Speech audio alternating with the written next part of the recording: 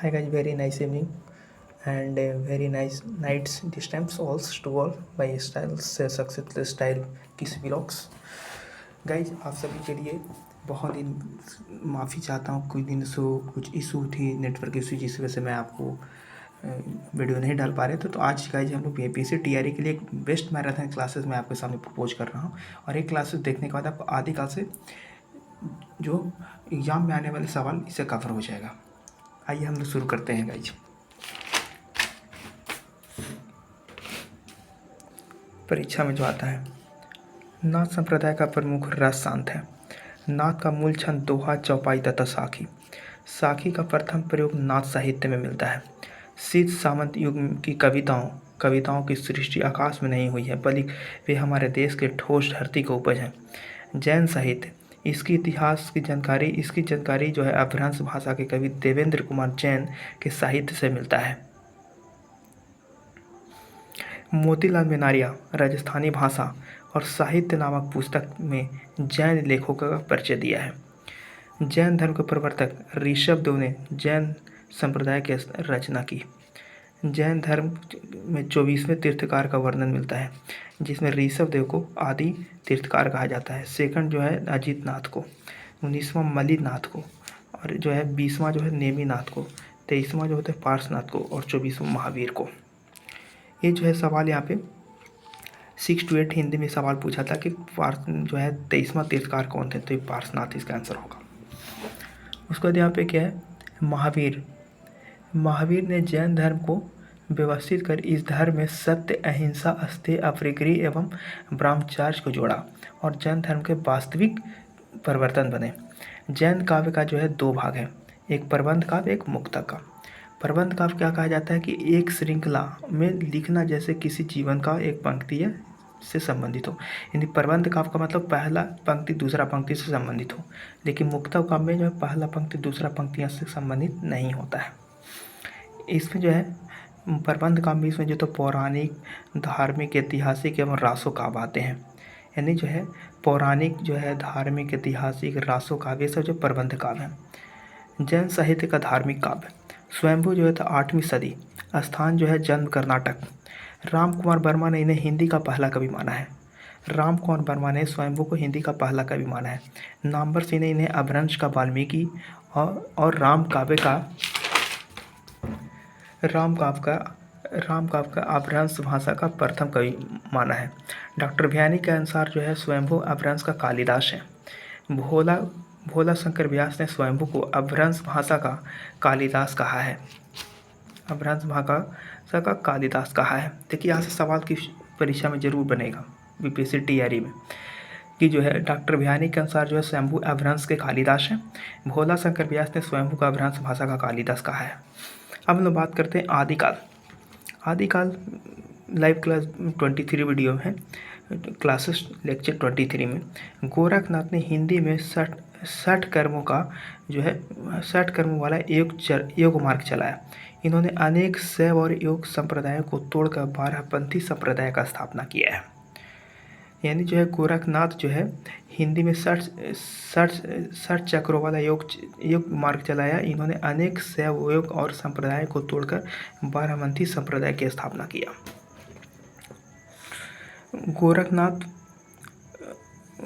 गोरखनाथ की भाषा सधुकड़ी राजस्थानी मिश्रित खड़ी बोली है। देखिए सवाल यहाँ से बनेगा कि गोरखनाथ की भाषा क्या है, सधुकड़ी मिश्रित खड़ी बोली राजस्थानी है। सधुकड़ी जो है गोरखनाथ की भाषा जो है सधुकड़ी है, वह मिश्रित राजस्थानी है। गोरखनाथ को पुरानी हिंदी कवि मानते हैं। मानते हैं। मिश्र बंधु गोरखनाथ को प्रथम गद्य लेखक माना है और प्रमुख जो है प्रथम जो है गोरखनाथ की पंक्तियां हैं, गोरख जगाए जोग भक्ति भगाए लोग, जाग मच्छंदर गोरा खाया। गोरख जगाए जोग भक्ति भगाए लोग, जाग मच्छंदर गोरा खाया। हजारी प्रसाद द्विवेदी का प्रमुख परीक्षा में आने वाला कथन, शंकराचार्य के बाद जो है इतना प्रभावशाली और इतना महिमान्वित भारतवर्ष में गोरखनाथ के समय दूसरा नहीं। भारतवर्ष के कोने कोने में उनके अनुयायी आज भी पाए जाते हैं। भक्ति आंदोलन के पूर्व सबसे शक्तिशाली धार्मिक आंदोलन गोरखनाथ का भक्ति मार्ग ही था। गोरखनाथ अपने युग के सबसे बड़े नेता थे। आचार्य रामचंद्र शुक्ल गोरखनाथ की हठ साधना, ईश्वरोपासना के ब्राह्म्य विधानों, मूर्ति पूजा, बहदेव को छोड़कर एकेश्वर को लेकर चली। इसमें मुसलमान के लिए आकर्षक था। हठे योग गोरखनाथ अपनी साधना में हठ का योग यानी ह का मतलब सूर्य पिंगल और ठा का मतलब चंद्र, दो शब्दों से मिलकर हठ योग बने और हठ योग का जो प्रवर्तक गोरखनाथ को माना जाता है। नाथ संप्रदाय का आरंभकर्ता गोरखनाथ।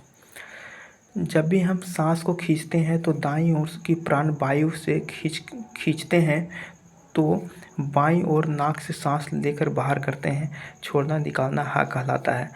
देखिए हा का मतलब बाहर, यानी नाक हम लोग हवा से हम लोग नाक से अगर छोड़ेंगे तो बाहर मतलब बाहर में हा आता है, तो नाक हम लोग हवा बाहर निकालेंगे तो हा हो जाएगा।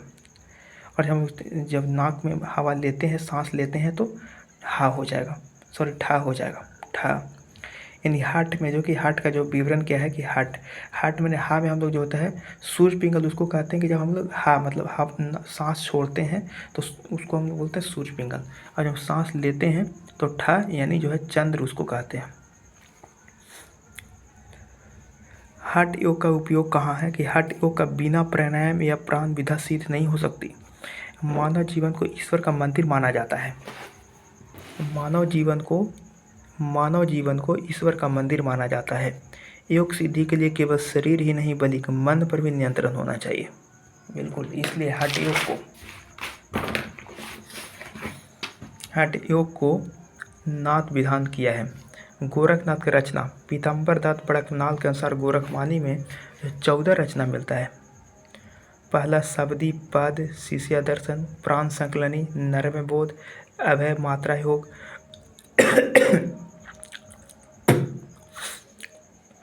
आत्मबोध, चंद्र तीर्थ, सप्तवार, माहीचंद गोरखबोध, रोमावली, ज्ञान तिलक, ज्ञान चौतीसा, पंचमात्रा। गोरखनाथ के संस्कृत भाषा की रचनाएं योग चिंतामणि, योग सिद्धांत पत्ति, विवेक मार्तंड, सिद्ध सिद्धांत पद्धति, गोरख राजस, बैराट पुराण, चिरंजन पुराण, निरंजन पुराण, शक्ति संगम तंत्र।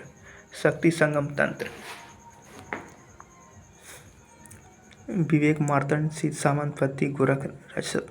गोरखनाथ की रचनाओं का संकलन हजारी प्रसाद द्विवेदी नाथ सिद्धों की वाणियों के नाम से किया है।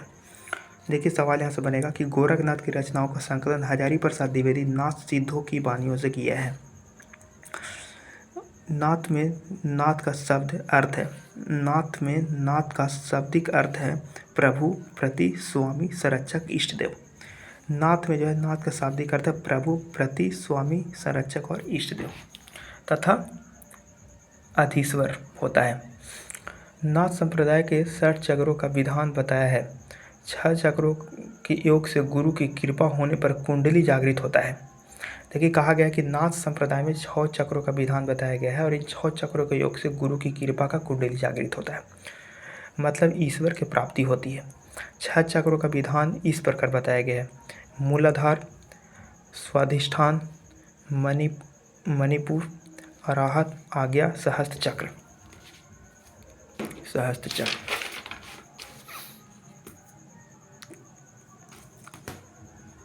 महाराष्ट्र के ज्ञानदेव ने स्वयं को गोरखनाथ का शिव बताया है। महाराष्ट्र के ज्ञानदेव ने स्वयं को गोरखनाथ का शिष्य बताया है।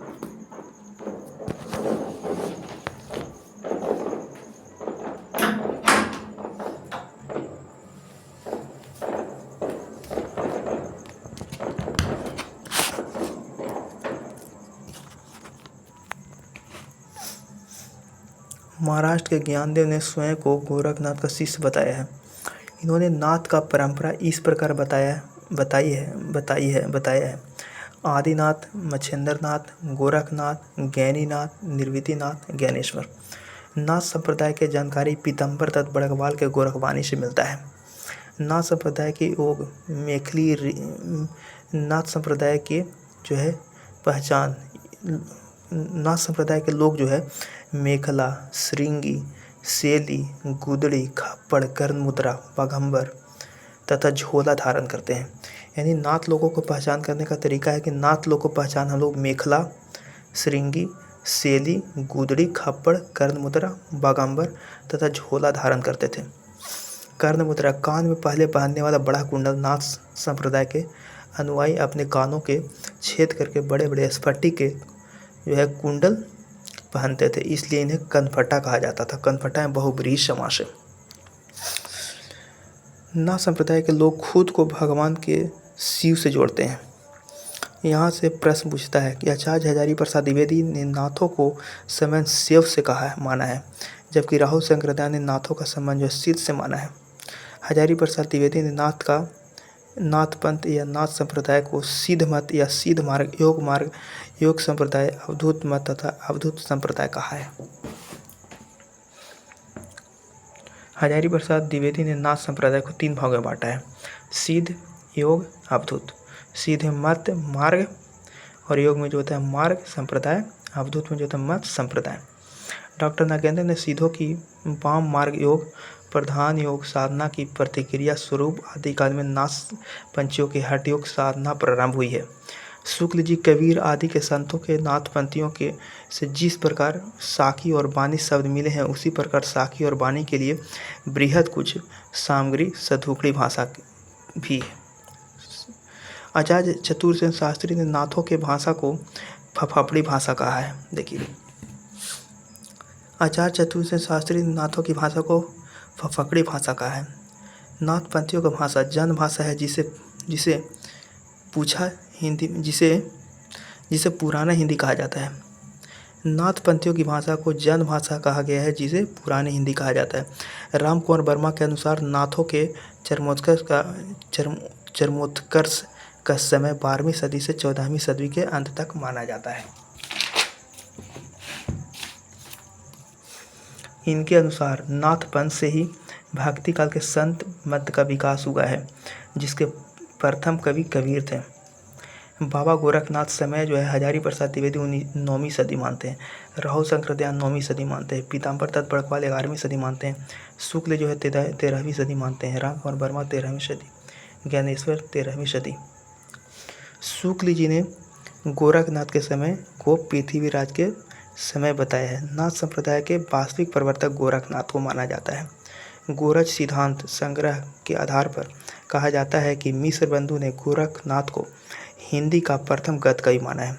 गोरखनाथ ने अपने गुरु मच्छिंद्र नाथ की नारी भोग साधना का पद्धति का विरोध कर हठ योग का प्रवृत्ति किया है, जहाँ सिद्ध ईश्वरवादी थे और शून्य का उपासना करते थे।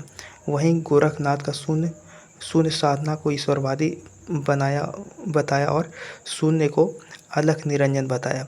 ईश्वर का पर्याय माना गोरखनाथ ने अपने रचना में गुरु महिमा, इंद्रिय निग्रह, प्राण साधना, वैराग, कुंडलिनी जागरण, शून्य साधना बताया गया है। शून्य साधना का आदि का वर्णन किया है। प्राण साधना, ऊपर सांस खींचना को प्राण साधना कहा जाता है। लुइपा के बारे में बात करेंगे। लुइपा पीजीटी में यहाँ से क्वेश्चन आया था। लुइपा में पीजीटी 2011 जो है टीआरई 3.0 में 2.0 में पीजीटी में क्वेश्चन यहाँ से आया था। लुइपा जन्म समय 773 ईस्वी, राजा धर्मपाल के कामस्थ परिवार में पैदा हुआ था। सवरपा के शिष्य थे और वे अपनी साधना में इतने ऊंचे थे कि उड़ीसा के राजा दारिकप्पा उनके शिष्य, उनके मंत्री बन गए। 84 सिद्ध में इनका सबसे ऊंचा स्थान माना जाता है। इनकी कविता में रहस्य की भावना पाई जाती है। लुइपा के प्रमुख रचना जो है लुइपा गीतिका तथा स्वभाव दोहा कोश। सवरपा यानी जो होता है सवरपा के शिष्य लुइपा और लुइपा के शिष्य जो है दारिकप्पा। इसका जो कुछ पंक्तियां हैं: क्रिया तरुवर पंच बिडाल चिए पाइबे काले काल, दीर कहिए महासुख लुई, भर मरमाई गुरु पूछी अनजान, भाव न होई अभाव न जाई, आइस लोवे के पति वाई, लुई भन दुखल के अब मिये जय बिल से हलवाई। इसकी पंक्तियां हैं। परीक्षा में पंक्तियां आता है कि जो क्रिय तरुवल चंच बिडाल, ये पंक्तियां जो है लुइपा का है। डोम्बीपा जन्म 1844, 840। डोंबिपा का जन्म 840 ईस्वी। ये क्षत्रिय कुल में पैदा हुए थे। इन्होंने बीसपा से दीक्षा ली थी। सहज जीवन पर बल दिया था। डोंबिपा के 21 ग्रंथ पाया जाता है। प्रमुख ग्रंथ जो है डोंबिका गीतिका, अक्षरदीपोपदेश, योगचर्या। डोंबिपा के प्रमुख पंक्तियां हैं: गंगा यमुना मोजरे बाहर नाई, तही बुढ़िल चली ने अली ले घर पाई, बहती डोबी बार लो, डोबी मंडल भल उछारा, शूद्रगंध पाऊ जाई पूर्णवीय भिंडारा। कढ़प्पा। कढ़प्पा ये जो है बिहार में आए थे।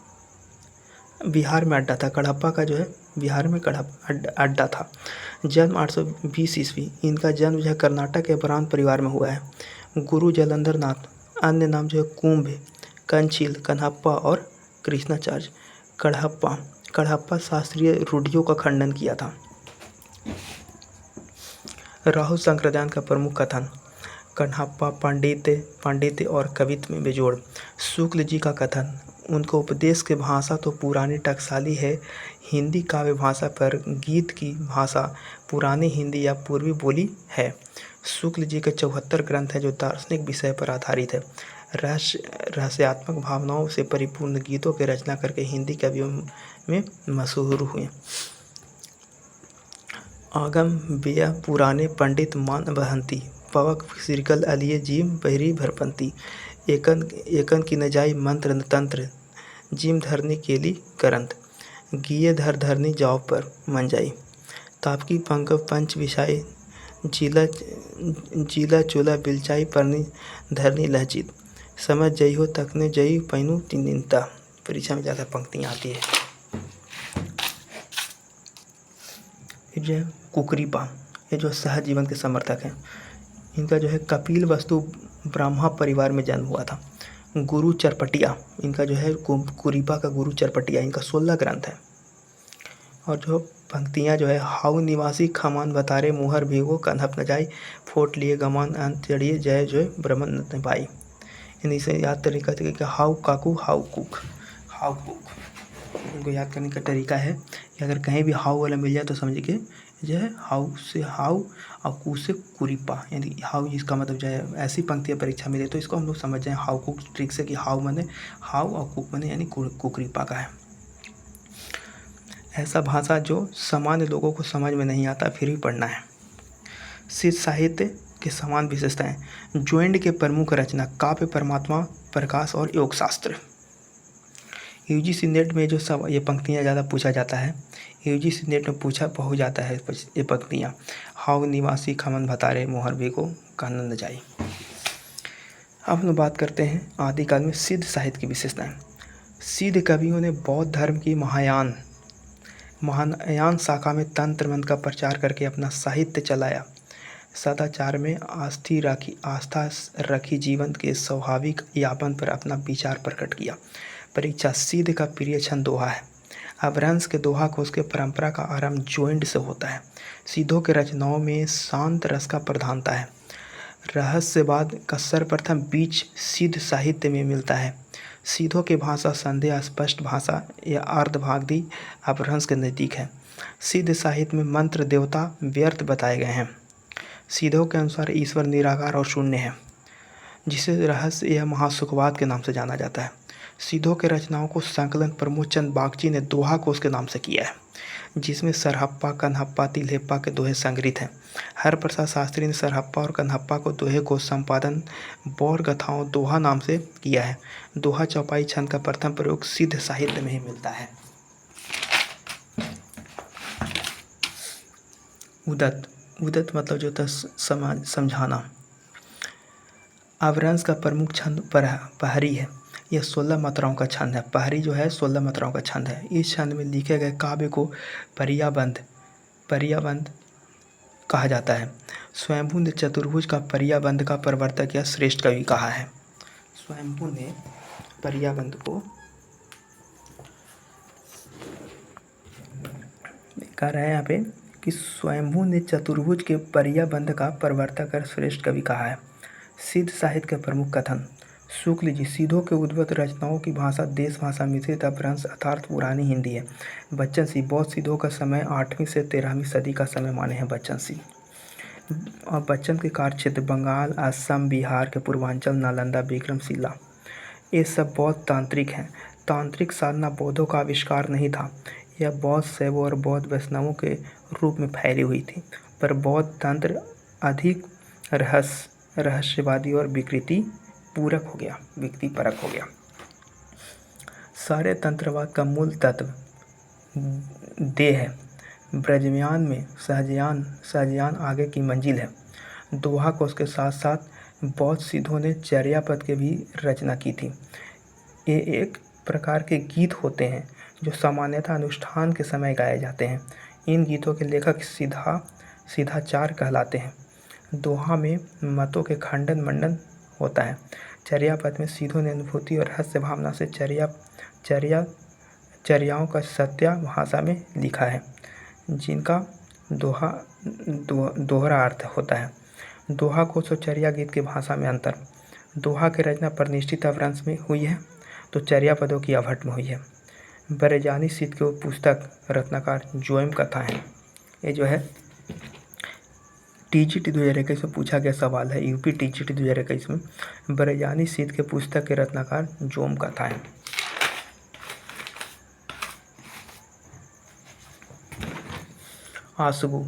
आशु समय जो था 1200 ईस्वी। रचना जो चंदन वाला रास। इसमें जैन श्राविक चंदन वाला रास के ब्रह्मचार्य, सतीत्व एवं संयम का वर्णन मिलता है। इसमें करुण रस की प्रधानता है। यह 35 छंदों का खंड है। जिन धन सूर्य जो था 1209 या 13वीं सदी। इनकी जो था स्थूली भद्र रास। इसमें राजकीय षड्यंत्रों, पारस्परिक ईर्ष्या, कोसा और वेश्या का वर्णन मिलता है। विजय सेन सूरी समय जो था 1231। रचना रेवंतगिरी रास। जैन साहित्य काव्य हेमचंद 13वीं सदी। रचना पहली रचना कुमार पालसी से ये जो है योग शास्त्र, प्राकृतिक व्याकरण, चंदन वाला रास।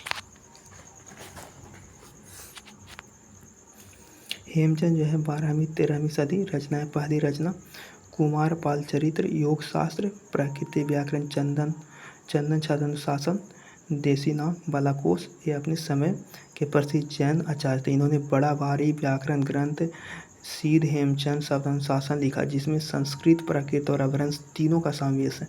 इन्होंने व्याकरण के ग्रंथ में उदाहरण के लिए भट्टी के समय एक दयाश्रम की भी रचना की थी। इसी रचना में कुमार दयाल चरित्र नामक रचना का उल्लेख मिलता है।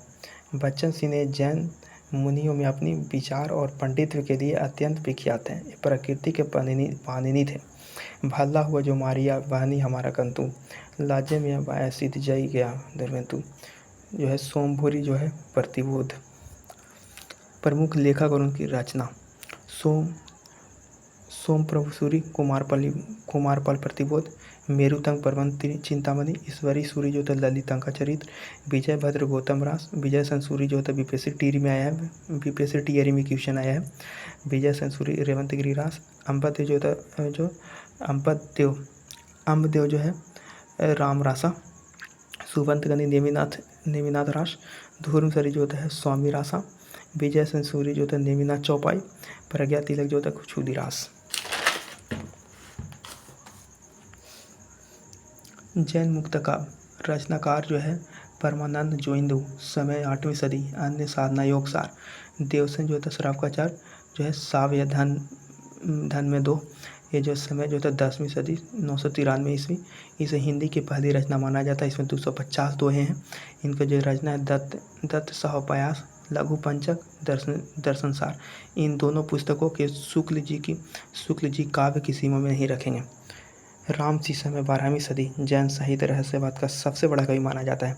पाहुड़ दोहा दोहों का उपहार, महमचंद मुनि दोहा, पाहुड़ दोहा, दो बेली। जिंदातुरी 12वीं सदी।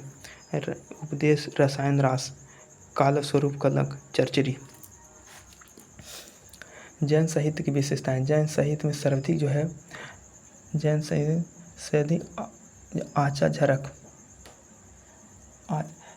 सर्वाधिक आचा परक साहित्यिक काव्य हैं। जैन साहित्य में सर्वाधिक जीवनियाँ लिखी गई है। इसमें शांत रस का प्रधानता है, लेकिन प्रेम कथाओं में श्रृंगार रस का प्रधानता भी मिल जाता है। जैन साहित्य में दोहा, चौपाई, सोरठा, रास जैन साहित्य में दोहा, चौपाई, सोरठा, रास, चरचरी, बेली, षड्ऋतु वर्णन, बारहमासा तथा इनके साथ साथ पंचारा या वंश परंपरा का गुणगान आदि का वर्णन मिलता है। रास या नृत्य गीत परक काव्य है। इसे जो है ब्रजमंडल में रास लीला, गुजरात में गरबा, बंगाल में काठी तथा मणिपुर में मणिपुरी कहा जाता है। आगे चलकर यह वीरगाथा काल में रासों का नाम से जाना जाता है तथा चरिवर्तित परिवर्तित हो गया और रास का गायन शरद ऋतु में होता है। फागु यह जो रासों का दूसरा रूप है, यह जो है नृत्य गीत परक काव्य है। इस परंपरा को जीनवत सूरी ने सिरपुली भाद्र में फागु की रचना की थी। चरचरी यह भी रास के भांति ताल और नृत्य के साथ किसी विशेष अवसर पर गाया जाता है। इसे प्राचीनतम प्रमाण है हरिवंश सूरी का जो है साम्राज्य।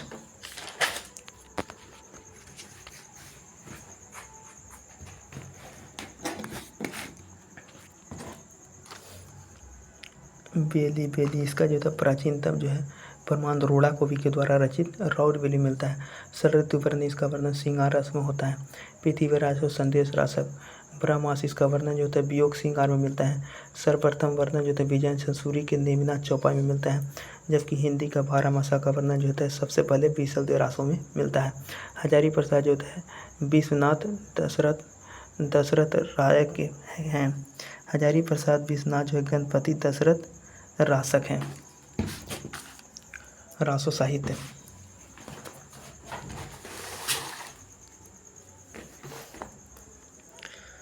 रासो साहित्य से जो है आचार्य शुक्ल ने प्रकरण 3 के अंतर्गत रखा है। रासो साहित्य और उसके नामकरण में दोनों का प्रामाणिकता में संदेह पाया जाता है।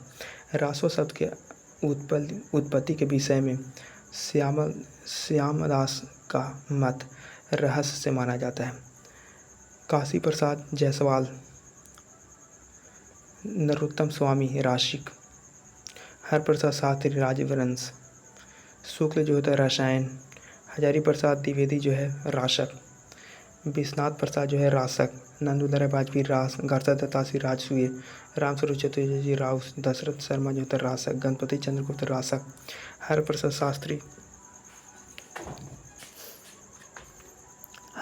शास्त्री, शुक्ल, दुलारे वाजपेयी, इनसे जो है परीक्षा में आता है। रासो शब्द से तात्पर्य नृत्य गीत परक छंद से है। इसका प्रयोग पहले श्रृंगार रस में होता था, किंतु बाद में वीर रस के रचनाओं में प्रयुक्त होने लगा, तब से रासो नाम पड़ गया।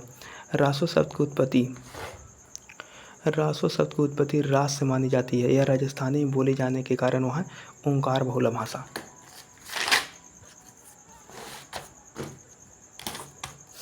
होने के कारण जो है रास शब्द के रासो हो गया। सर्वसम्मति से रासो शब्द की उत्पत्ति जो है रासक शब्द से माना जाता है। रासो साहित्य के राजा के युद्ध एवं प्रकर्मों का वर्णन करने के साथ साथ प्रेम कथाओं का वर्णन श्रृंगार रस में किया जाता है। रासो साहित्य का शैली डिंगल शैली, पिंगल शैली। डिंगल शैली में राजस्थानी और अभ्रंश के योग से बनती है। इनका प्रयोग जो होता है प्राय वीर रस की रचनाओं में होता है। पिंगल शैली, अभ्रंश और ब्रज भाषा, इनका प्रयोग प्राय जो होता है श्रृंगार रस में होता है।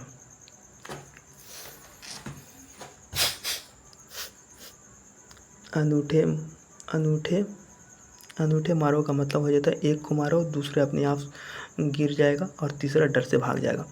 शुक्ल का विचार राजसभाओं में सुनाए जाने वाले नीति श्रृंगार आदि विषय प्राय दोहों में सुनाए कहे जाते थे। वीर रस के पद छाप्य के राज मिश्रित कवि अपने राजाओं में शौर्य, पराक्रम और प्रताप का वर्णन उनकी अनूठी उक्तियों के साथ किया करते थे और अपनी वीरोल्लास भारी कविताओं से वीरों को उत्साहित किया करते थे। वीर गाथाओं में 2 रूप मिलता है, एक प्रबंध काव्य साहित्यिक और एक वीर गीत बेलाइस के रूप में मिलता है। साहित्य प्रबंध के रूप में जो प्राचीन ग्रंथ उपलब्ध है पृथ्वी रासो, लेकिन वीर गीत के रूप में सबसे पुराना पुस्तक बीसलदेव रासो मिलती है। आचार्य शुक्ल ने 12 रचना का उल्लेख किया है। विजय पल रासो, हमीर रासो, कीर्तिलता कीर्ति प्रताका। भाषा प्रकृत भाषा भाषा प्रकृत भाषा हिंदी या अपभ्रंश बताया है। शेष 8 ग्रंथों के भाषा देश भाषा हिंदी माना है। यहाँ से परीक्षा सवाल आते हैं। पृथ्वीराज रासो जो होता है चंद्रवरदाई, बीसलदेव नरपति नाल, परमाल जो होता है जगनिक, खुमान रासो दलपत विजय, जयचंद प्रकाश जो होता है भट्ट केदार, जय मैंग जय चंद्रिका मधुकर कवि, खुसरो की पहेलियाँ अमीर खुसरो, विद्यापति का पदावली विद्यापति। शुक्ल जी ने आदिकाल के नामकरण में 12 रचनाओं का नाम दिया है, जिसमें विद्यापति अमीर खुसरो की पहेलियों को छोड़कर बीसलदेव रासो का गेय काव्य मारकर शेष 9 ग्रंथों का वीर रस है और इन 9 ग्रंथ के आधार पर आदिकाल का नाम वीरगाथा काल रखा है। दलपत 9 अमृत खाएं खूब खाएं, इसमें ठीक है दलपत विजय खुसरो जो कहा जाता है। दलपत विजय खुसरो यानी जो है दलपत विजय जो है खुमान रासो का है, तो इसलिए बोले दलपत 9 अमृत खूब खाएं। दलपत विजय खुमान रासो जो है तो 9वीं सदी, भाषा राजस्थानी हिंदी, रसबीर, छंद जो 2000। इसकी नहीं खुमान द्वितीय चित्तौड़ नरेश के युद्ध का वर्णन अगर चंद्र नाहटा के अनुसार खुमान रासो में बाम्पा से लेकर के राणा खुमाना तक का वर्णन, इसलिए इसका नाम खुमान रासो पड़ा। इनके हस्तलिखित प्रति पुराना संग्रहालय में संरक्षित है। खुमान रासो का हिंदी का प्रथम जय काव्य कहा जाता है। पीयूष उतरने आविक सावन पहली तीज, जावे बार बिरहनी खीनी खीन अपनी खीज। परमाल रासो जो होता है आल्हा खंड, रचनाकार जगनिक रचिता, समय जो होता है 1173, 12वीं सदी। विषय के संबंध में कथन। परमाल रासो यह एक विशाल ग्रंथ है, इसके एक खंड का नाम आल्हा खंड है, इसलिए परमाल रासो को आल्हा खंड के नाम से जाना जाता है। यह ग्रंथ का मूल रूप अप्राप्य है। इसमें महोबा नरेश परमाल सिद्धदेव के दरबार में 2 वीर सरदार आल्हा उदर रहते थे और उनके नाम पर परमाल रासो का आल्हा खंड नाम रखा गया। 1865 ईस्वी में जो था फर्रुखाबाद के कल्सवर रासो चल इलियट चारण भाटो सहायता से आल्हा खंड में प्रकाशित कराया गया। श्याम सुंदर दास ने काशी नागरी पचारनी सभा से संकलित कराया। स्मिथ ने चारण भाटो को संकलित कराया था। बुंदेलखंड में जो था जिरियसन ने चारण भाटो को सहायता से बिहार में गाए थे। बिहार में गाए। बुंदेलखंड में जल की जिरियसन चारण भाटा के बिहार में गाया था। शुक्ल जी के अनुसार यह जो होता है वीर गीत इतना सरप्रिय हुआ कि इसे गाने वाले सभी उत्तर भारत में हैं, पर इनका केंद्र बैसवाड़ा है। अवध क्षेत्र को बैसवाड़ा कहते हैं। यह गूंज मात्र है, मूल शब्द नहीं। बच्चन सिंह का कथन। जगनिक ने पृथ्वीराज की तरह परमाल रासो को जो कहीं भी उपलब्ध नहीं, आल्हा खंड उसी का अंश है। आल्हा उत्तर प्रदेश में बैसवाड़ा पूर्वांचल तथा मध्य प्रदेश के बुंदेलखंड पीढ़ी दर पीढ़ी गाया जाता है। पृथ्वीराज रासो का पैटर्न महाकाव्यात्मक है, तो आल्हा खंड का गीतात्मक है। आल्हा खंड में 52 छोटी बड़ी लड़ाइयों का वर्णन मिलता है। इसमें युद्ध 3 कारण से बताया गया है। युद्ध जो हुए उनका 3 कारण है। पहला विवाह, दूसरा जलन प्रतिशोध की भावना की वजह से, तीसरा लूट की वजह से। रासो के विवाह में अनुराग का भी रंग है, किंतु आल्हा खंड में विवाह युद्ध का नियमित निभिन्न कारण है। जगनिक के परमाल पक्ष में वे लोग पांडवों का अवतार कहा जाता है। पुनरुक्ति का मतलब हो जाता है एक बात को बार बार कहना। तो पृथ्वीराज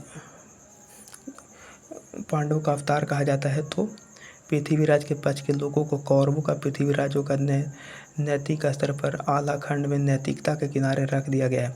आल्हा खंड में वीर रस में लिखा जाने वाला के कारण इसी के नाम पर एक छंद का नाम पड़ा, जिसे वीर या आल्हा के नाम से जाना जाता है। इसमें 4 चरण होते हैं, प्रत्येक में 31 मात्राएं होती हैं, 16-15 प्रयति देकर बनती है। इसी रचना में पुनरुक्ति भरमार अतिशोक्तिपूर्ण वर्णन मिलता है। यह बरसात मौसम में गाया जाता है। इसे गाने का लठउर अरहैत के नाम से जानते हैं। इस रचना को लोकप्रियता के कारण W. वाटरफील्ड ने चार्ल्स इलियट के आल्हा खंड के अनुवाद किया है। जिसका संपादन जॉर्ज ग्रियर्सन ने 1923 ईस्वी द नाइन चेन द मैरी फ्लूड नाम से किया है। प्रमुख पंक्तियाँ जो तो 12 बरस लघुकर्जी अरुते और जीएसआर 12-18 क्षत्रिय जीव जीवन होते अधिकार 77 न बन फूले आगे यार वो सदा सावन कोय स्वर्ग मड़िया सब बाहु को सदा जाओ कोई होय।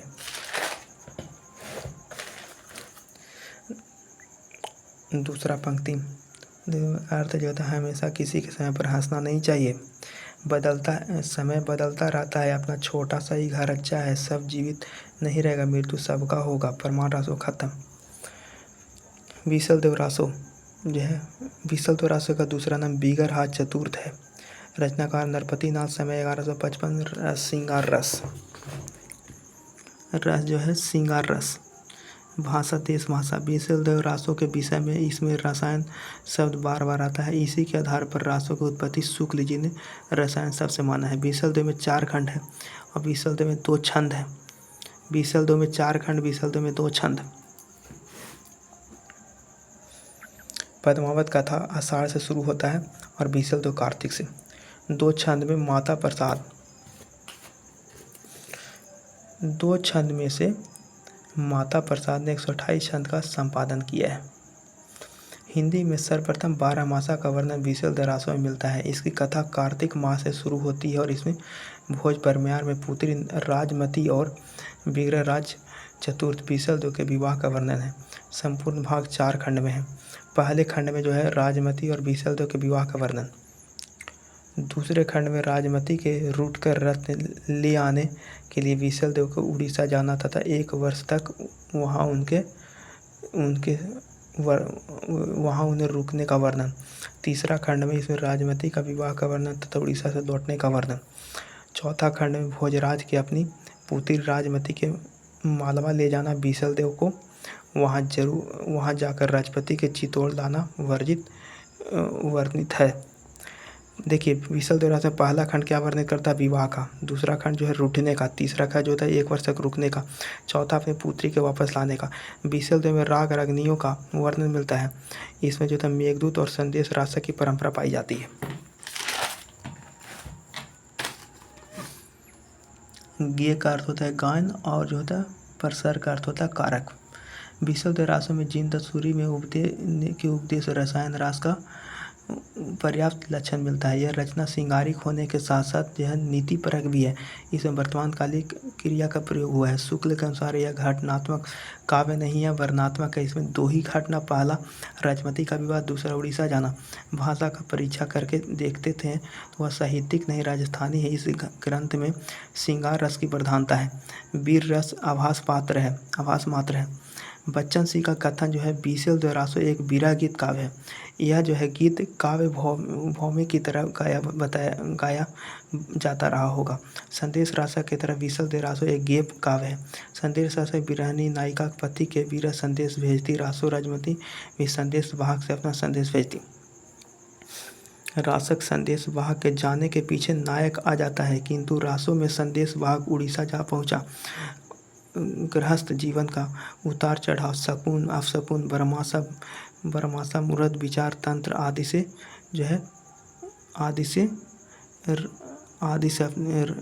आदि से राने रासों भरा पड़ा था। रागों से रासों के भाषा गेय होने के कारण जो है लोकक इसे बराबर बदलता गया। फिर भी जो है पुरानी भाषा यानी अपभ्रंश का प्रभाव बना हुआ है। हिंदी भाषा का उदय जो है प्रसर्गों के साथ हुआ है। इसमें प्रसर्गों एवं विभक्तियों के बीच खिचड़ी देखा जा सकता है। परमाणु रचना जगनी, समय 1173। यह एक विशाल ग्रंथ है। इसके एक खंड का नाम आधा खंड के नाम से भी जाना जाता है। यह ग्रंथ मूल रूप से अपर्याप्त है। पृथ्वीराज रासो, समय 1143, 12वीं सदी। रचनाकार चंद्रवरदायी। विषय आचार्य शुक्ल ने चंद्रवरदायी को हिंदी का प्रथम महाकाव्य पृथ्वीराज रासों का प्रथम महाकाव्य कहा है। ऐसा माना जाता है कि पृथ्वीराज चंद्रवरदायी दोनों का जन्म मृत्यु और एक ही दिन हुआ है। चंद्रवरदायी पृथ्वीराज के सखा एवं राज्य कवि थे। पृथ्वीराज के अनुसार जो है चंद्रवरदायी जो है भाट जाति में जगात लाहौर में पैदा हुए थे। भक्तिकालीन कवि सूरदास के साहित्य लहरी ने अपनी वंश परंपरा का बताया है, जिसमें सूरदास ने स्वयं को स्वयं को चंद्रवदयी का वंशज बताया है। चंद्रवदयी के पुत्र जलहन, जब चंद्रवदयी जो पृथ्वीराज के साथ जो है युद्ध में जा रहे थे, तब पृथ्वीराज रासो के साथ युद्ध में जा रहे थे, तो पृथ्वीराज रासो को अपने पुत्र जलहन को लेकर गजनी गए थे। इसे अपने पुत्र जलहन ने पूर्ण किया था। पुस्तक जलहनो हानते चली गजल प्रकाव्य। समय का मतलब हिंदी साहित्य में अध्याय होता है। पृथ्वी रासो एक विशाल ग्रंथ है। इसमें 4 संस्मरण है। पहला संस्मरण इसमें जो होता है 16,306 छंद है। प्रकाशन जो होता है काशी नगरी प्रचानी सभा से हुआ है। मध्यम जो है संस्करण है, जिस छंद जो होता है 7,000 है। यह जो होता है प्रकाशन यह नहीं हुआ है। और लघु छंद जो है इसमें 3500 छंद है। समय इसको माना गया 19वीं माना गया है। लघुत्तम जो होता है छंद 1300 है। और मान्य जो है कि दशरथ शर्मा लघुत्तम से इसे मूल संस्करण माना है। 1875 इसे वुलर यात्रा पर जाते हैं और वहाँ जानक भट्ट के द्वारा लिखी संस्कृत भाषा का रचना पृथ्वीराज विजय मिलती है, जिसे लाकर श्यामल दास और मुरीदीन को दिया। यही पृथ्वीराज रासो का प्रामाणिकता में संदेह उत्पन्न हो जाता है। पृथ्वी रासो और पृथ्वीराज विजय में सन संबद्ध घटना और पात्रों के नामों से अंतर पाया जाता है, जिसका कारण पृथ्वी रासो की प्रामाणिकता में संदेह हो गया। इसकी प्रामाणिकता को लेकर 4 मत हैं। पृथ्वी रासो को प्रामाणिकता मानने वाले विद्वान मिश्र बंधु, कर्नल टाड, मथुरा प्रसाद दीक्षित, सुमोहन, विष्णुलाल पांडा, श्याम सुंदर दास, मोतीलाल मेनारिया। पृथ्वी रासो का अप्रामाणिक मानने वाले विद्वान जो है रामचंद्र शुक्ल, मुंशी प्रसाद देवी, वुल्लर, राम कुंवर वर्मा, मुरीदून, कविराज श्यामल दास, गौरी शंकर हरिश्चंद्र ओझा। और जो अर्ध प्रमाणिक मानने वाले में जो है कौन कौन है, सुनीति कुमार चटर्जी, अंगर चंद नाहता, कविराज मोहन सिंह और जो है दशरथ शर्मा, हजारी प्रसाद द्विवेदी। पूर्णतः जो है अप्रमाणिक मानने वाले विद्वान जो है नरोत्तम स्वामी, उसको जो चंद्रवरदाई का मूल नाम चंद्रभट्ट था। इन्हें जलंधरी देवी का वरदान प्राप्त था, इसलिए ये वरदाई कहलाए। शिव सी सेंगर ने इसे छाप्यों का राजा कहा है। नामवर सिंह ने चंद्रवरदाई को छंदों का राजा कहा है। राम कुंवर वर्मा ने चंद्रवरदाई को वीर काव्य का धारा का महाकवि कहा है। हरिओम ने चंद्रवरदाई को हिंदी संसार का चासर कहा है। एफ.एस. गाउजे ने चंद्रवरदाई को हिंदी का जनक कहा है। जॉन विम्स ने चंद्रवरदाई को हिंदी भाषा का सर्वप्रथम कवि कहा है।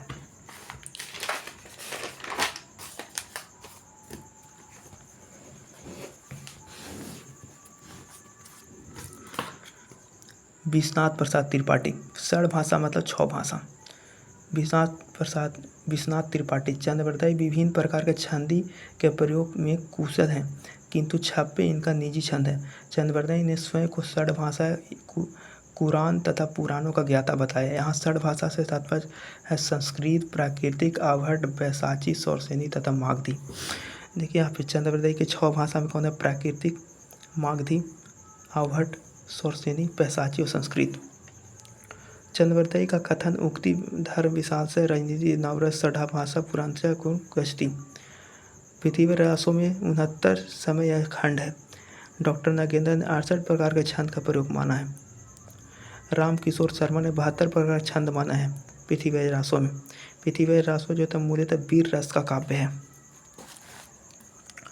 किंतु इसमें श्रृंगार होने के कारण श्रृंगार के दोनों रूप में संजोग और व्यवहार देखने को मिलता है।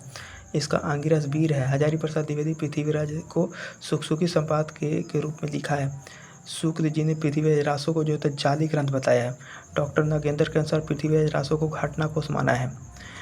और जो दशरथ शर्मा ने पृथ्वी रासों को जो है बृहर भारत कहा है। नित्यानंद तिवारी ने जो है पृथ्वी रासों को रोमांचक आख्यान कहा है। अन्य विद्वान पृथ्वी रासों को संवादात्मक कहा है।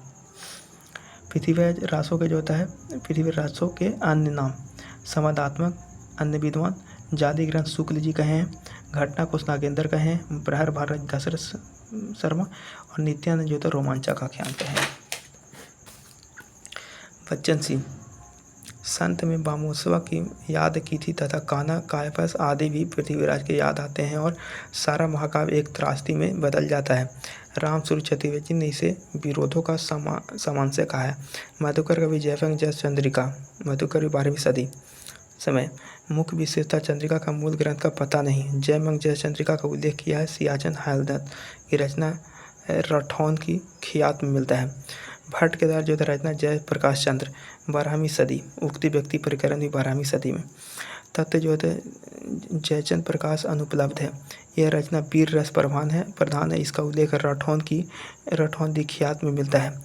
जयचंद्र के जो है पराक्रम का वर्णन है। नलसी रचना जो था विजयपाल रासो, नलसी रचना विजयपाल रासो 13वीं सदी। सारंग दर जो था हमीर रासो, समय जो होता है 14वीं सदी। रासो उपलब्ध नहीं है। इसके उदाहरण प्रकृति पैंगला में मिलता है। राहु शंकरदयाल ने हमीर रासो को जज्जल की रचना माना है। शिव सी सेंगर ने सारंगधर को जो होता है और चंद्रवृदाई ने वंशज माना है, चंद्र का वंशज। शिव सी सेंगर ने सारंगधर को चंद्रवृदाई का वंशज माना है। इस रचना में राजा हमीर जलालुद्दीन के युद्धों का वर्णन मिलता है। रासो साहित्य की प्रवृत्तियाँ, आश्रयदाता रासो की प्रशंसा, वीर रस के साथ साथ श्रृंगार रस का प्रयोग, डिंगल शैली का प्रयोग जो है, ऐतिहासिक का भाव, संधिगत रचनाओं की अधिकता जो है, युद्धों का यथार्थ वर्णन, विभिन्न छंदों का प्रयोग, अतिशोक्तिपूर्ण वर्णन और राष्ट्रीयता का भाव।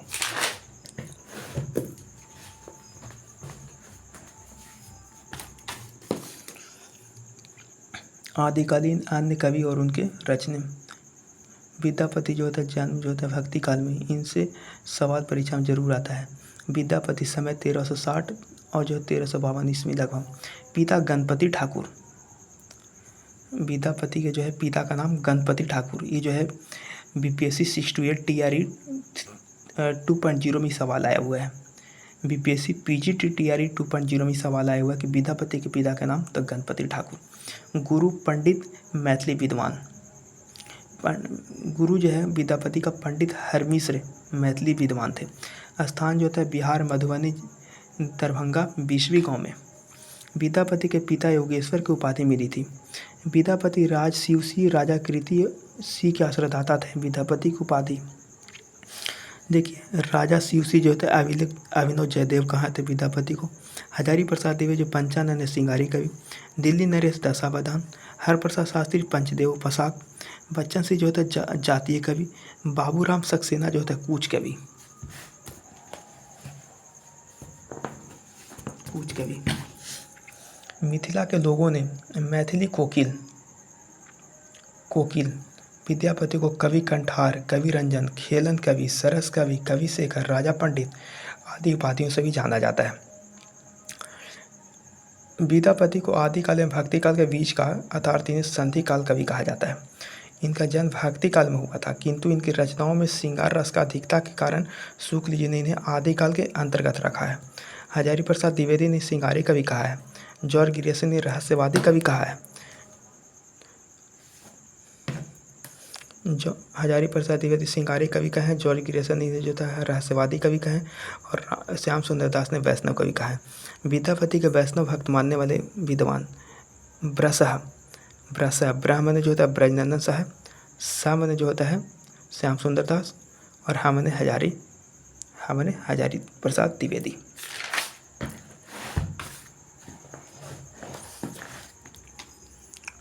विद्यापति को रहस्यवादी मानने वाले विद्वान जाकुजा, जा से जो होता है जनार्दन मिश्र, कु से जो होता है कुमार स्वामी और जा से जो होता है जॉर्ज ग्रियर्सन। विद्यापति को शुद्ध श्रृंगारी कवि मानने वाले विद्वान बाबूराम सक्सेना, राम पुरी, हरप्रसाद शास्त्री, रामचंद्र शुक्ल, सुभद्रा झा, रामकुमार वर्मा, प्रेमचंद। यह है परीक्षा में जो होता है शुक्ल और रामकुमार वर्मा वाले आते हैं। अन्य विद्वानों का मत विद्यापति के प्रति। शुक्ल जी विद्यापति के पद अधिकतर श्रृंगार में ही हैं, जिनके नायक नायिका राधा कृष्ण हैं। इन पदों की रचना पीस जयदेव के अनुकरण पर हुई है। इनका मधुर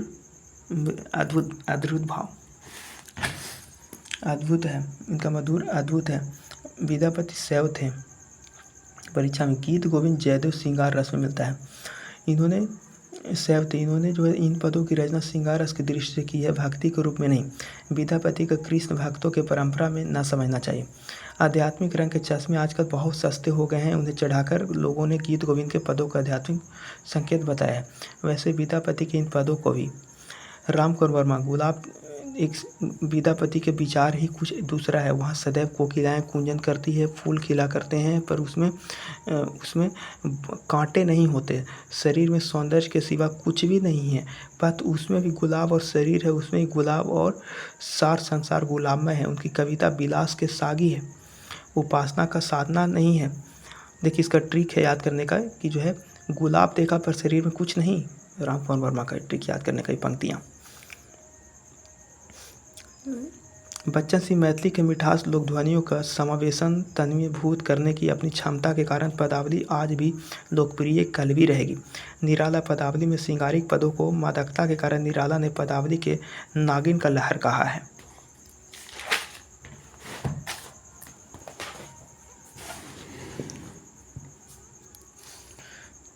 हजारी प्रसाद द्विवेदी विद्यापति को जो श्रृंगार रस के सिद्ध वाक का कवि कहा है।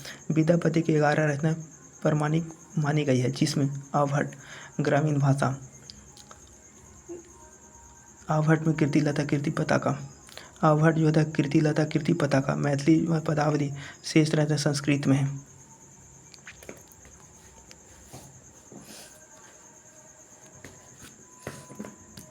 ये सभी रचनाएं विद्यापति की है। भूपरिकीपा, सरस्वार, प्रमाणभूत, लिखनावली, दानवाली, ज्ञापंतक, वर्ण करते, दुर्गा भक्ति तरंगिनी, पुरुष परीक्षा, गंगा वाक्य वाली, दैत निर्णय, मणि मंजरी, गोरख विजय, नाटक मैथिली भाषा के, कीर्तिलता महाराज कीर्तिसी, प्रशंसा जो है वीर का कीर्तिमान, लक्षण जो है वीर गाथा काव्य, भाषा आवहट ग्रामीण गांव के भाषा, कीर्तिलता भृंगी संवाद के रूप में है। ये 4 पल्लव समय अध्याय में बटा हुआ है। पल्लव में इसमें जो है कीर्तिसी के वंश एवं प्रयासों का वर्णन मिलता है। द्वितीय पल्लव में जौनपुर के शासक एवं जौनपुर नगर का उल्लेख मिलता है। तृतीय में जो है जौनपुर के शासक जो थे इब्राहिम शाह का सखी के कीर्तिसी का सहायता का वर्णन मिलता है। चतुर्थ पल्लव में जो है कीर्तिसी के विजय का वर्णन मिलता है। इसमें संपूर्ण कथा बरंग बरंगी को सुनाता है। इस रचना को विद्यापति को पुरुष कहानी कहा जाता है। इसकी कीर्तिलता विद्यो भाषा को विद्यापति ने कहा, देसिल वैना सब जन मिठा कहा है। तैसन जपयो आवहट, इसमें बीच बीच में पद के साथ साथ गद्य भी मिलता है। कीर्तिलता में स्वयं को विद्यापति खेलन कवि कहा है। कीर्तिलता में स्वयं को विद्यापति ने खेलन कवि कहा है। रचना कीर्ति पताका, इस रचना का ग्रंथ अप्राप्य है। इसमें राजा शिव की वीरता का पाद के साथ साथ गद्य का भी वर्णन है। भाषा आवहट, पदावली मैथिली भाषा में, लेकिन जो है बांग्ला प्रभाव दिखता है। विषय पदावली में राधा कृष्ण के श्रृंगारिक प्रेम का वर्णन है। इस रचना के पढ़ने के बाद मनुष्य के अंदर एक दाम्पत्य मादकता का प्रभाव हो जाता है। इसलिए निराला ने पदावली को नागिन का लहर कहा है। किंतु कुछ विद्वानों का मानना है कि यह लौकिक प्रेम न देकर अलौकिक प्रेम बताया है काव्यास देता है, क्योंकि चैतन्य महाप्रभु झा पदों के गाते गाते भाव विभोर होकर मूर्छित हो जाते थे। यह रचना जयदेव के गीत गोविंद के अनुकरण पर है। भृंग का मतलब भौरा, भृंग का मतलब भौरी, लिखी गई है। जो वह रचना गीत गोविंद की अनुकरण पर लिखी गई है। यह रचना मैथिली भाषा में है, फिर भी इस पर बांग्ला का प्रभाव देखने को मिलता है। गणपति ठाकुर विद्यापति के पिता गणपति ठाकुर, इन्होंने मिथिला नरेश गणेश्वर की स्मृति में जो है गंगा भक्ति तरंगिनी लिखा। यानी जो है इसका जो है आपको गंगा भक्ति तरंगिनी लिखा। विद्यापति के कुछ प्रमुख पंक्तियाँ, माधव हम परिणाम निराशा देवी 3 तास 3 मावे, अतएव तोहार विश्वासा, अस्तुवन माधव सुविरत सुंदर भेल भलाई, फोर मिरिया गेल सूरदेश पालन विसाई। ये पंक्तियाँ परीक्षा में आता है कि जो है यहाँ पे भेल भलाई अल्लाह के घुमा दीजिए तो विद्यापति धा आ जाएगा। आदिकालीन खड़ी बोली कवि, गद्य का पद्य का। गद्य का में आपका जो होता है रोड़ा कवि लक्ष्मीधर, दामोदर शर्मा, ज्योतिश्वर ठाकुर, और पद्य का में जो होता है अमीर खुसरो, गेसुदाराज। ट्रिक जो है गद्य कवि मानने वाले कवि रोदा जीव लक्ष्मी। ट्रिक जो गद्य कवि मानने वाले कवि जो होता है रोदा जीव लक्ष्मी। पद कवि मानने वाले अगे यानी अमीर खुसरो, ग से गेसुदास, रो से जो होता है रोड़ा कवि, दा से जो होता है दामोदर और जय से ज्योतिश्वर ठाकुर, ल से जो होता है लक्ष्मी। हम लोग बात करेंगे तूतीये पे, हम बात करेंगे तूतीये। सवाल यहाँ से जरूर फंसता है एग्जाम में। अमीर खुसरो, इससे परीक्षा में जरूर आएगा।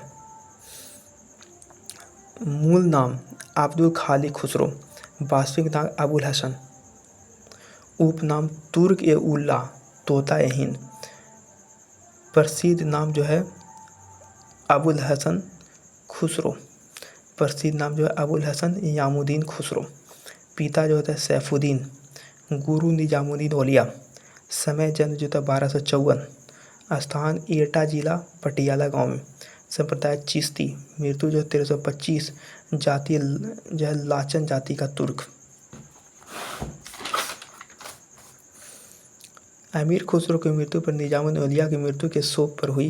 निजामुद्दीन औलिया की मृत्यु पर अमीर खुसरो कहा था, गौरी सोवे सेज पर मुखबर डारे के एश, चल खुसरो घर आपने नैन भई उच्च देश।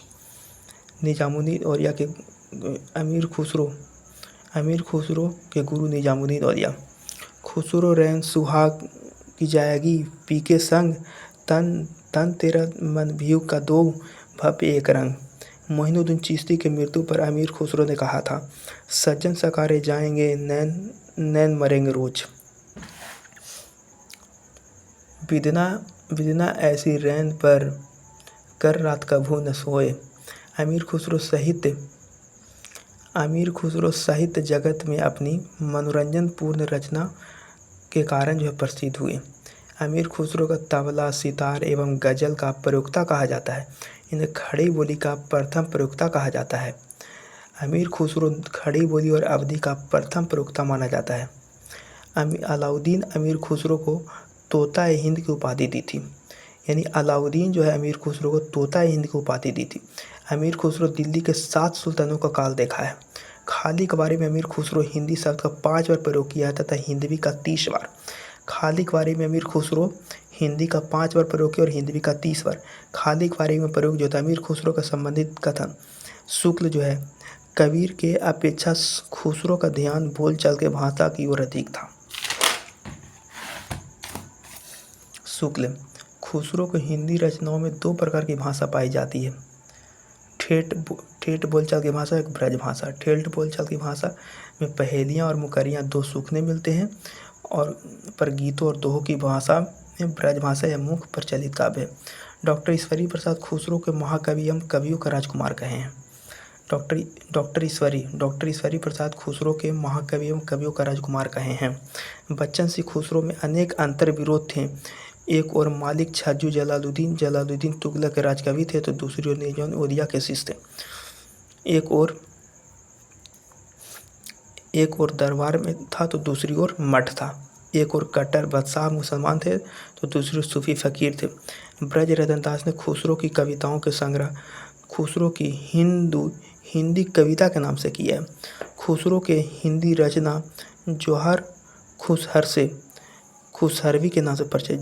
खुसरो के हिंदी रचना जौहर खुसहरवी के नाम से प्रचलित है। देखिए पहला में क्या कहा है, खुसरो बच्चन सिंह पहला में क्या कहा है, छज्जू के राजकवि निजामुद्दीन औलिया के शिष्य। दूसरा में कहे हैं एक तरफ दरबार एक तरफ मठ। तीसरा में कहे हैं कट्टर बादशाह और एक सूफी फकीर।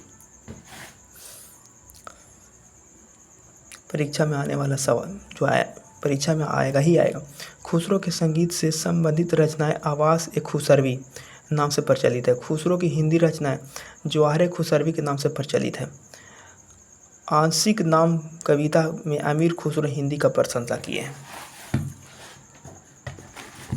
इस सवाल बन के आपको आएगा कि जो आंशिक यानी अमीर खुसरो जो है आशिक नामक कविता में अमीर खुसरो हिंदी का प्रशंसा किए हैं।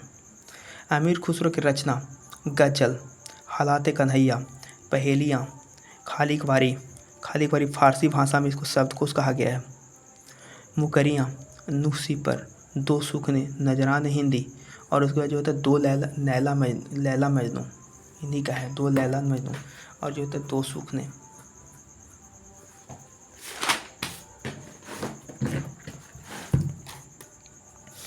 खुसरो के महत्वपूर्ण पंक्तियाँ। एक नार दो बले, बैठी टेढ़ी ठोकर बिल बैठी, जिसके बैठे सुख सहाय खुसरो उसके बल जाए। दूसरी पंक्तियाँ, खुसरो उसके बल जाए, ये है। उसके बाद दूसरा पंक्तियाँ, जटा गले झोला किसी गुरु का चेला, चर भर झोली घर का घाव उसका नाम पहेला। तीसरा पंक्ति है, एक थाल मोती से भरा उसके ऊपर औंधा जा रहा, चारों ओर वह थाल फिरे मोती उससे एक न गिरे। एक थाल मोती भरा उसके ऊपर औंधा भरा, चारों ओर थाल फिरे मोती उससे एक न गिरे। यानी जो है प्रमुख की पंक्तियाँ जो है खुसरो का प्रमुख पंक्तियाँ हैं। पहला में खुसरो उसके बल जाए, याद रखने का तरीका, सिर पर भरा गले पर जटा झोला, और जो है एक थाल मोती भरा। आदिकालीन खड़ी बोली कद रोड़ा 11वीं सदी में। राउरवेल जो है राउरवेल के विषय में, वेल या वेली परंपरा की रचना है, यह शिलांकित कृति है। यह चंपू काव्य है। शैली में इसके देश के 6 अंचल क्षेत्रीय स्त्रियों के श्रृंगार का वर्णन है। इसमें 7 बोली शब्द मिलते हैं, जिसमें राजस्थानी प्रधान है। राउरवेल रचना से हिंदी में नौसिक परंपरा की शुरुआत होती है। यह प्रेम काव्य है। इसमें कलचुरी वंश के 7 नायिकाओं का वर्णन है। यूपी टीजीटी में सवाल आया है कि कितने नायिकाओं का, 7 नायिकाओं का। समय नौसिक मतलब होता है नायिका के नाखून से शिखर के चोटी तक। दामोदर शर्मा 12वीं सदी। रचना उक्ति व्यक्ति प्रकरण, याद रखना, उक्ति व्यक्ति प्रकरण जो है इसको कौन किया, दामोदर शर्मा 12वीं सदी में। व्याकरण ग्रंथ हैं। एक कौशल नरेश महाराजा गोविंद चंद के सभा पंडित हैं। दामोदर शर्मा ने राजकुमारों को स्थानीय भाषा का ज्ञान कराने के लिए कहा था। दामोदर शर्मा ने राजकुमारों को स्थानीय भाषा का ज्ञान कराने के लिए लिखा था। यह चंपू शैली में इसमें तत्सम शब्द प्रधानता है। राउरवेल और उक्ति व्यक्ति प्रकरण दोनों चंपू शैली में है। राउरवेल और उक्ति व्यक्ति प्रकरण दोनों चंपू शैली में। लक्ष्मीधर यानी जो होता है ला से ला को ऊ कर देंगे, और ऊ से जो होता है उक्ति व्यक्ति पैंगलम, यानी लक्ष्मीधर की रचना जो था प्राकृतिक पैंगलम है 13वीं सदी में। इसको घुमा देंगे ला के ऊ, इससे 3 भी बन जाएगा यहाँ, इसको याद करने के 13वीं सदी, और एक पैंगलम के ला भी बन जाएगा याद करने का। पैंगलम जो होता है छंद से संबंधित है। प्राकृतिक पैंगलम छंद से संबंधित है। ज्योतिश्वर ठाकुर समय 14वीं सदी। रचना वर्ण रत्नाकर शब्दकोश। संपादक जो है सुनीति कुमार चटर्जी, भाषा वैज्ञानिक। ढांचा विश्व कोशात्मक। यह जो है शब्दकोश है, मैथिली ग्रंथ का पहली पुस्तक है। वर्ण रत्नाकर में 8 कलोल हैं, जिसमें 8वां कलोल अधूरा माना गया है। 28 नवंबर 2023 आदिकाल जो एक कक्षाएँ थी। उसका जो है एक जो है आपका भाषा विज्ञान के, तो ये नेक्स्ट क्लास में चलेगी। और यहाँ पे जो भी आपको किया, that's okay, thank you, that's a lot, bye.